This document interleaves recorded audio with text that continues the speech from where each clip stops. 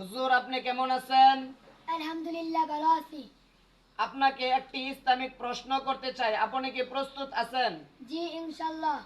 তাহলে বলেন তো, রাসূল সাল্লাল্লাহু আলাইহি ওয়াসাল্লাম বলেছেন 7 ব্যক্তির জন্য জান্নাত ওয়াজিব হয়। এক নাম্বার কোন ব্যক্তির জন্য জান্নাত ওয়াজিব হয় আপনি বলেন তো?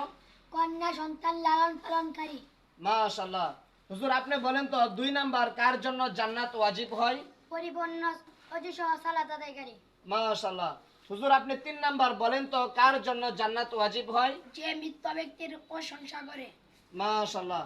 হুজুর আপনি বলেন তো 4 নাম্বার কার জন্য জান্নাত ওয়াজিব হয়? যে ব্যক্তি ইসলামের প্রতি সন্তুষ্ট। মাশাআল্লাহ।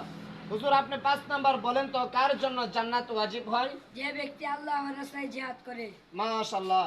হুজুর আপনি 6 নাম্বার বলেন তো কার জন্য জান্নাত ওয়াজিব হয়? যে ব্যক্তি সাইয়্যিদুল ইস্তেগফার পাঠ করে। মাশাআল্লাহ। হুজুর আপনি 7 নাম্বার বলেন তো কার জন্য জান্নাত ওয়াজিব হয়? যে ব্যক্তি বেশি বেশি লা ইলাহা ইল্লাল্লাহ জিকির করে।